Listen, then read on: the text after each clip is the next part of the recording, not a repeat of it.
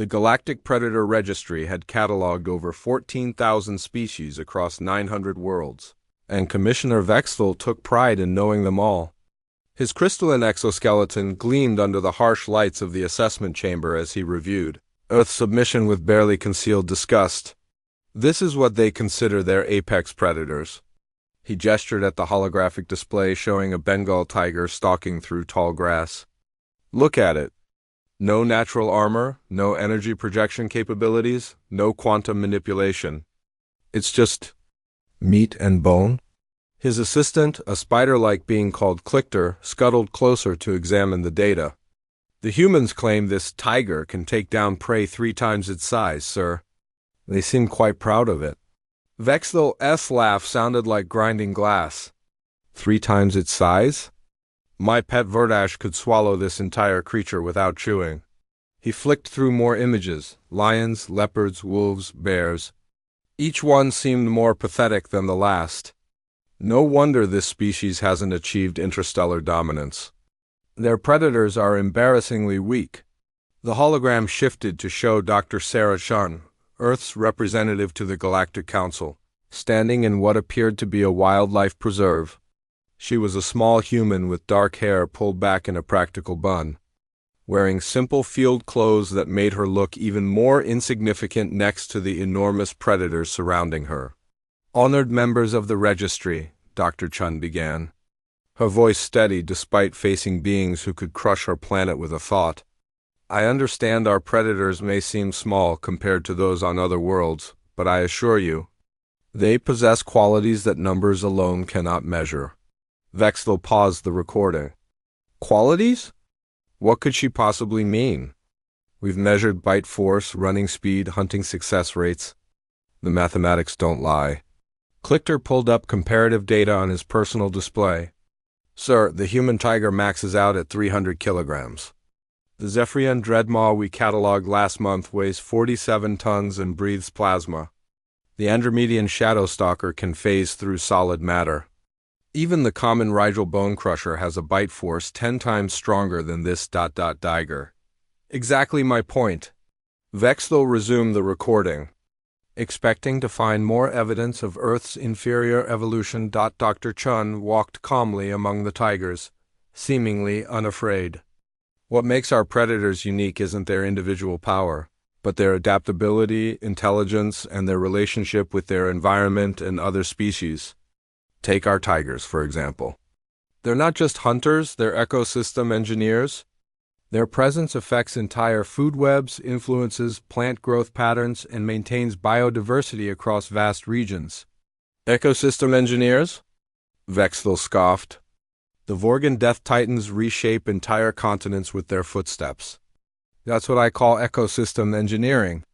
But something in Dr. Chun's tone made him continue watching. She approached a massive male tiger that had to weigh at least 250 kilograms. The beast looked at her with intelligent amber eyes, and to Vexthal's surprise, it made a soft sound almost like a greeting. This is Raja, Dr. Chun said, placing her hand on the tiger's flank without hesitation. He's part of a conservation program where humans and tigers work together to restore damaged ecosystems. What you're seeing isn't domination or control, it's partnership. Clictor's multiple eyes widened. Sir, the biological readings are unusual. The tiger's stress hormones are actually decreasing in the human's presence, and the human shows no fear response at all. Vexthal leaned forward. In all his years cataloging predators, he'd never seen anything like this. Predators killed or were killed. They dominated or submitted. They certainly didn't form partnerships with weaker species. It went against every law of natural selection. He understood. Dr. Chun continued her presentation, showing videos of tigers working alongside human researchers, tracking poachers, and even protecting human settlements from other dangerous animals. She showed wolves cooperating with human hunters, bears being relocated safely by human teams, and most shocking of all, killer whales actively helping human rescue operations at sea. This is impossible, Vexthal muttered. Predators don't cooperate with prey species. It's evolutionary nonsense? Perhaps, Clicker suggested carefully. Their definition of predator is different from ours? The recording showed Dr. Chun standing before a massive saltwater crocodile, a creature that should have seen her as nothing more than a snack. Instead, the ancient reptile remained perfectly still as she examined its teeth, checking for signs of disease. "Our predators aren't just killers," she explained. "They're intelligent beings capable of learning, adapting, and forming complex relationships. Yes, they hunt, but they also play, mourn their dead, care for their young with remarkable dedication, and solve problems in ways that continue to surprise us." Vexthal fast-forwarded through sections showing tigers using tools, wolves developing new hunting strategies in response to human activity, and bears teaching their cubs to avoid human settlements while still thriving in shared territories. "None of this changes the fundamental facts," he declared, though his voice carried less certainty than before. "In direct combat, Earth's predators would be slaughtered by any decent specimen from the outer rim, size, and power matter, regardless of these emotional attachments." The recording ended with Dr. Chun making a simple statement: "Commissioner, I invite you to come to Earth and see for yourself. But I warn you, don't underestimate what you don't understand. Our tigers may not be the largest predators in the galaxy, but they represent something you haven't encountered before." Vexthal turned off the display with an angry gesture. "Is that a threat? From a species that hasn't even achieved faster-than-light travel without our help?" "Sir," Clichter ventured, "perhaps we should consider their request for a field demonstration. The Council did approve comparative studies for borderline cases." "Borderline cases?" Vexthal's exoskeleton flared brighter. "This isn't borderline, it's laughably inadequate. But you know what? Fine, let's go to this backward little planet and show them what real predators look like. I'll bring a few specimens from the registry, nothing too dangerous, just enough to demonstrate the difference between their house cats and actual apex predators."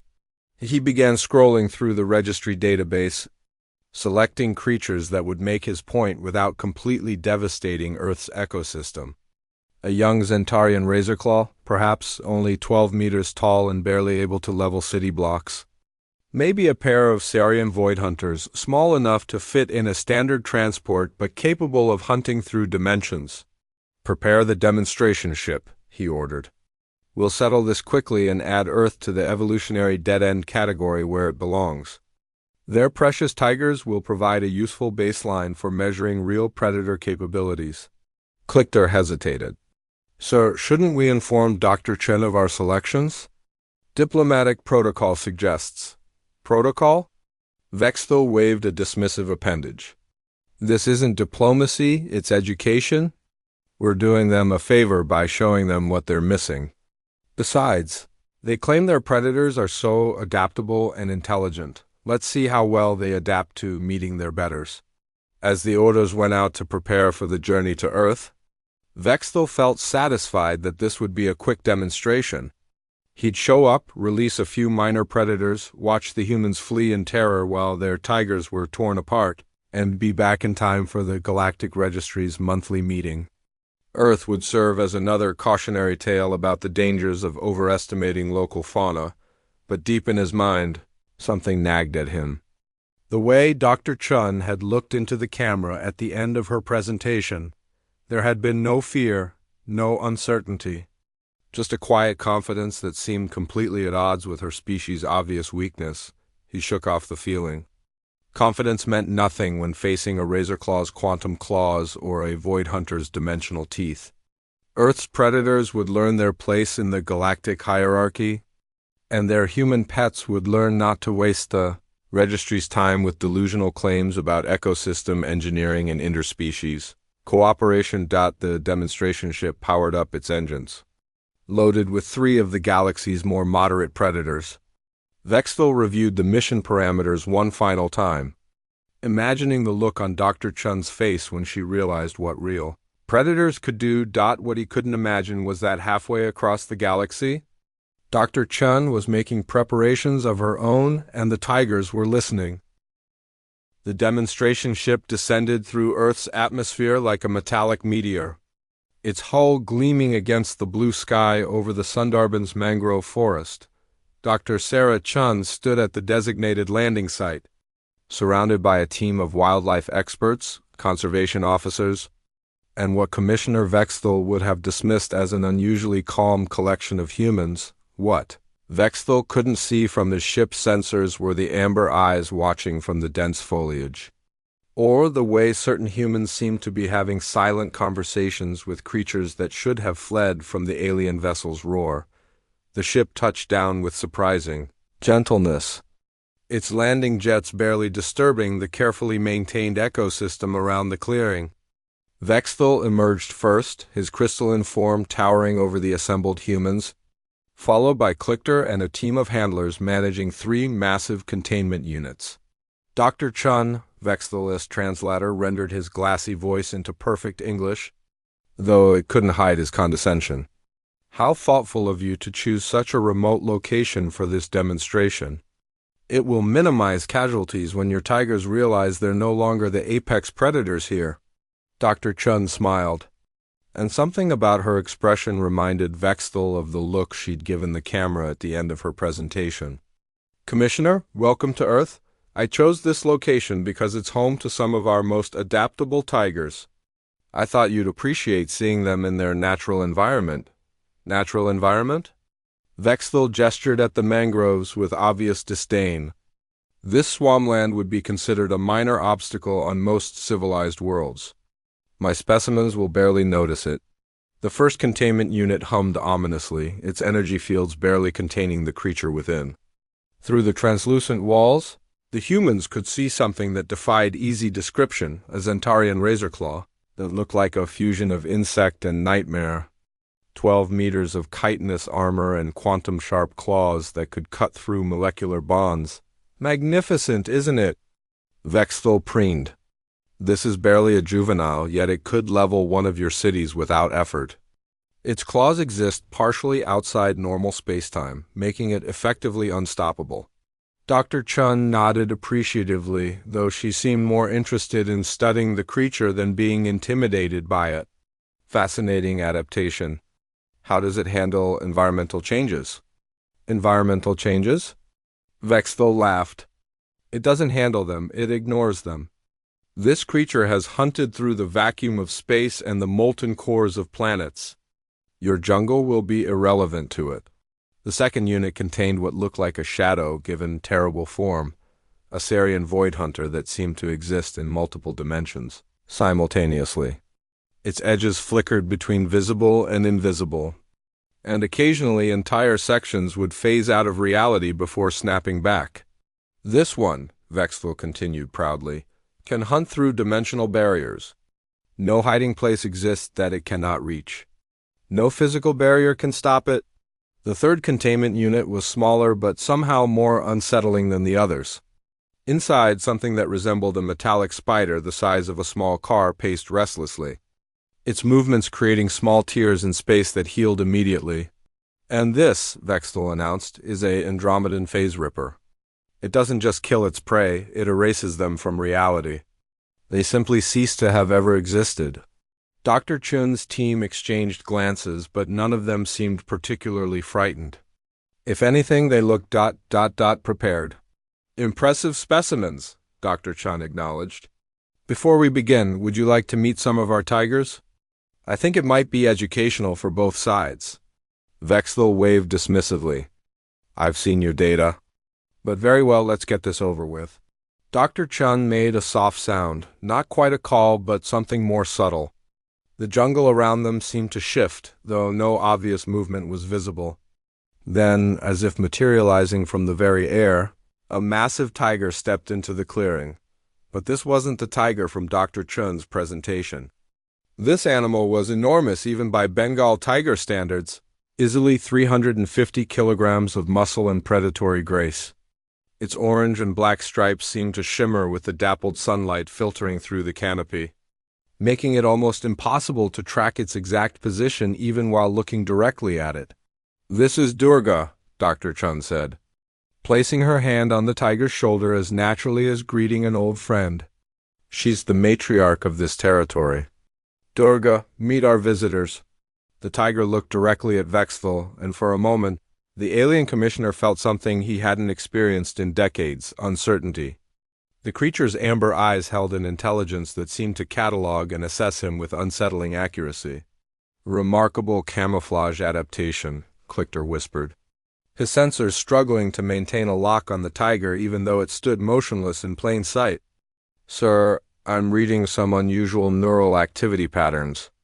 This creature's brain is far more active than our baseline suggested. More tigers began emerging from the jungle. Not all at once, but in a careful, measured way that suggested coordination rather than coincidence. Within minutes, the clearing was surrounded by 7 of the magnificent cats, each one watching the aliens with calm, intelligent attention. This is impossible, Vexthal muttered. Predators don't cooperate in groups this large. It violates basic territorial behavior. Only if you assume they're purely competing for resources, Dr. Chun replied. But what if they understand something larger is at stake? Before Vexthal could respond, she made another soft sound, and the jungle came alive with movement. Birds of prey circled overhead, hawks, eagles, even a pair of massive hornbills. A saltwater crocodile emerged from a nearby waterway. At least 6 meters of prehistoric killing machine, yet it positioned itself carefully to avoid threatening anyone while still being clearly present. Most unsettling of all, the humans didn't retreat or show any sign of fear. Instead, they seemed to be forming some kind of loose formation with the predators, as if they were all part of the same pack. This is your demonstration, Dr. Chun said simply. Show us what your predators can do. Vexthal hesitated for the first time since arriving on Earth. Something felt wrong about this situation, but he couldn't identify what. His predators were superior in every measurable way: size, speed, exotic abilities, destructive power. The outcome should be obvious. Very well, he said, activating the first containment unit. Observe true predatory perfection. The Zentarian Razorclaw burst from its prison with a shriek that shattered several nearby trees. It immediately oriented on the largest threat it could perceive. Durga, and charged with quantum claws extended, what happened next defied everything. Vexthal understood about predator behavior. Instead of fleeing or even fighting individually, the tigers moved like a single organism. Durga didn't retreat from the Razorclaw's charge. She sidestepped at the last possible moment, while 2 other tigers attacked from opposite flanks, not trying to directly engage the creature's armored carapace, but instead targeting its joints and sensory organs with surgical precision. The humans weren't passive observers either, Dr. Chun and her team moved with the tigers, carrying what looked like simple tools but using them to create distractions, block escape routes, and somehow communicate with the big cats through signals. Vexthal couldn't even detect the Razorclaw's quantum claws, capable of cutting through any known material, swiped uselessly at shadows as the tigers used their camouflage and the jungle environment to become nearly invisible. When the creature tried to use its size advantage, it found that the soft ground and dense vegetation made its massive weight a liability rather than an asset. Most shocking of all, the other predators joined the fight. The crocodile used its massive jaws to grab the Razorclaw's rear legs, while the birds of prey dove at its sensory organs with suicidal courage, forcing it to protect its head instead of pressing its attack. Impossible, Vexthal breathed. Watching his ultimate predator being systematically dismantled by creatures that shouldn't even have been able to hurt it. They're cooperating across species lines. That doesn't happen in nature. Release the other 2, Clicker suggested urgently. Perhaps multiple threats will break their coordination. Vexthal activated both remaining containment units simultaneously. The Void Hunter immediately phased partially out of reality, becoming nearly invisible as it stalked through dimensions toward the nearest human. The Phase Ripper began tearing small holes in space-time, as it scuttled toward the tigers with reality-erasing mandibles clicking, but instead of chaos, the response was even more coordinated. The tigers spread out in a pattern that seemed random but somehow ensured that the Void Hunter couldn't phase attack any target without exposing itself to multiple defenders. When it solidified to strike at Dr. Chun, 3 tigers and a human with some kind of electromagnetic device were waiting for it. The Phase Ripper found itself facing an enemy it hadn't evolved to handle. The crocodile's primitive brain didn't process reality the same way as more advanced species. When the spider creature tried to erase the crocodile from existence, it discovered that the ancient reptile's consciousness was too simple to be easily deleted. Instead of vanishing, the crocodile just became confused and angry, which made it even more dangerous. "Sir," Clictor's voice carried a note of panic, "our predators are losing." This Commissioner Vexful stared at the massive tiger before him, his crystalline form trembling slightly. In all his centuries of cataloging predators across the galaxy, nothing had prepared him for this moment. Dorga's amber eyes held depths of intelligence he was only beginning to understand, and her soft rumble felt less like a threat and more like a conversation. "What is she saying?" he asked Dr. Chun, his voice stripped of its earlier arrogance. Dr. Chun smiled and placed her hand on Dorga's flank, her fingers moving in subtle patterns through the tiger's fur. "She's asking if you'd like to understand how this really works. But Commissioner, if you accept her invitation, you need to be prepared to let go of everything you think you know about predators." Clictor scuttled closer, his sensors working frantically to analyze the interaction. "Sir, I'm detecting complex bioelectric patterns between the human and the tiger. It's almost like they're sharing information directly." "That's because they are," said a new voice. Dr. Rayesh Patel, a wildlife biologist who had been quietly observing from the edge of the clearing, stepped forward. "What you witnessed today wasn't just cooperation, Commissioner. It was communication on a level your database has never encountered." Vexthel looked around at the scene that had completely overturned his understanding of evolutionary biology. His 3 ultimate predators were now resting peacefully, sedated but unharmed, while Earth's supposedly inferior predators lounged nearby as if nothing unusual had happened. The humans moved among both groups with equal comfort, checking on the alien creatures' well-being with the same care they showed their own tigers. "I don't understand," Vexthel admitted. The first time he'd made such an admission in decades. "Your tigers should be dead. My specimens are evolutionarily superior in every measurable way." Dr. Patel gestured for them to follow him deeper into the jungle, where a small research station had been set up among the mangroves. "Evolution isn't just about bigger claws or stronger jaws, Commissioner. On Earth, it's been about relationship, community, intelligence that spans species barriers." As they walked, Vexthel noticed things he'd missed in his initial assessment. The way certain birds seemed to scout ahead for the group, calling out information about safe paths. How the crocodile had positioned itself to provide a bridge across a stream, allowing the humans to cross without getting wet. The manner in which various tigers appeared and disappeared like ghosts, always maintaining a protective perimeter around the group. How long have humans and tigers been able to communicate like this? Clictor asked, his scientific curiosity overriding his shock. "In one form or another?" "Thousands of years," Dr. Chun replied. "But what you saw today represents something new. Something that's only become possible in the last few decades as we've learned to truly listen to what our predators have been trying to tell us." They reached the research station, where banks of sophisticated monitoring equipment hummed quietly. Dr. Patel activated a holographic display showing brainwave patterns, electromagnetic readings, and something that looked like a complex communication network. "Commissioner, you cataloged our tigers based on physical capabilities," Dr. Patel explained.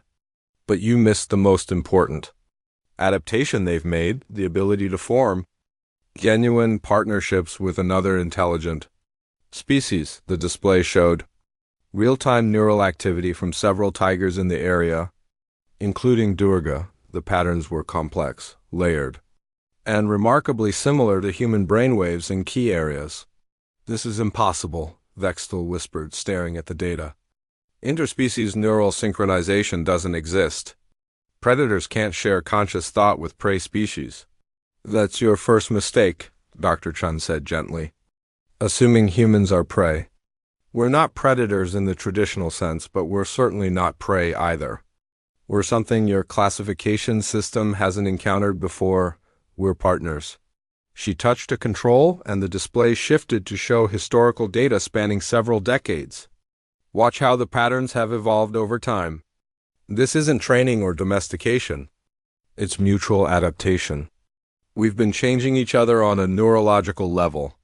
Vexthel studied the data with growing amazement. The neural patterns showed clear evidence of shared processing, moments when human and tiger brainwaves synchronized to solve problems together. It was as if they'd developed a form of collective intelligence that neither species could achieve alone. But this contradicts fundamental evolutionary theory, he protested. Species compete, they don't cooperate across genetic boundaries. It's inefficient, is it? Dr. Patel asked, pulling up another display. Let me show you what this inefficient cooperation has accomplished. The hologram showed the Sundarbans ecosystem in stunning detail: population levels, biodiversity indices, environmental health markers. All of them were not just stable but improving, despite human presence that should have degraded the habitat. Working together, humans and tigers have restored damaged ecosystems, increased biodiversity, and created sustainable environments that support both species better than either could achieve alone, Dr. Patel explained.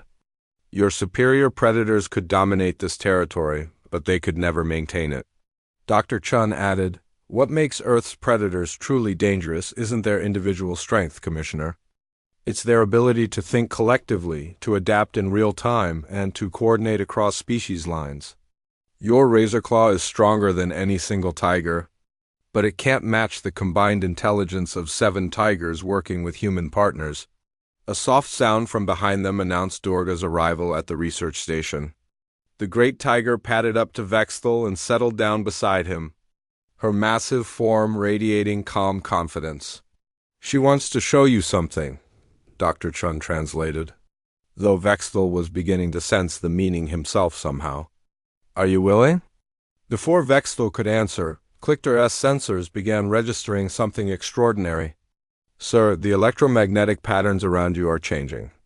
I think the tiger is trying to establish some kind of neural link. Vexthel felt a strange tingling in his crystalline matrix, as if Durga's presence was somehow resonating with his own consciousness. Without quite understanding how, he found himself accepting the connection. What happened next would have been impossible to explain to the Galactic Registry in purely scientific terms. Vexthel experienced a flash of perception that wasn't his own.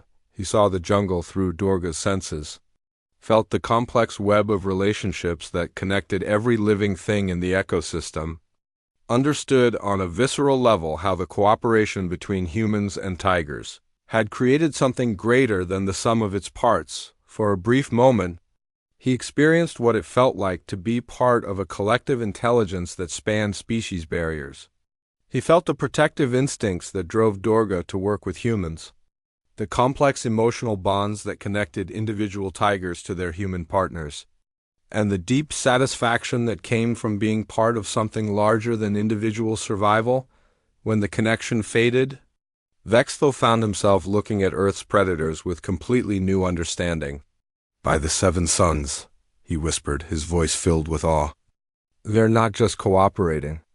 They're evolving together into something new. Dr. Chun nodded. That's exactly right, Commissioner. Earth's apex predators aren't individuals competing for dominance. They're components in a collective intelligence that includes humans, tigers, and dozens of other species. What you saw today wasn't tigers defeating your predators, it was the Earth itself protecting its community. Vexthel stood slowly, his entire worldview reshaping itself around this revelation. The registry has been asking the wrong questions all along. We've been measuring individual predatory capability when we should have been studying collective adaptive intelligence. There's more, Dr. Patel said quietly. What we've shown you here is just the beginning. Similar partnerships are developing all over Earth, wolves and humans in the Arctic, dolphins and human researchers in the oceans, even some surprising developments with urban predators like ravens and coyotes. We're not just preserving Earth's predators, Commissioner. We're evolving alongside them. Clichter was frantically recording everything, his multiple eyes wide with excitement. Sir, if this is replicable, if other species could develop similar partnerships, the implications for galactic civilization are staggering. That's the invitation, Dr. Chun said simply. Not to catalog or rank Earth's predators, but to learn from them. To understand that true evolutionary success isn't about individual dominance, it's about building communities that make everyone stronger. Dorga stood and approached the containment unit's holding, the three alien predators, which were beginning to wake up from their sedation. Instead of showing aggression or fear, she studied them with that same calm intelligence, as if trying to understand how they might fit into a larger ecosystem. She's wondering if they could learn to be part of something bigger than themselves, Dr. Chun translated. Whether they have the capacity to move beyond pure predation toward partnership. Vexthal watched as his ultimate specimens stirred to consciousness, their exotic abilities intact but somehow seeming less impressive in this context. They were individually powerful, but they were also isolated, locked into solitary patterns of behavior that could dominate but never truly con.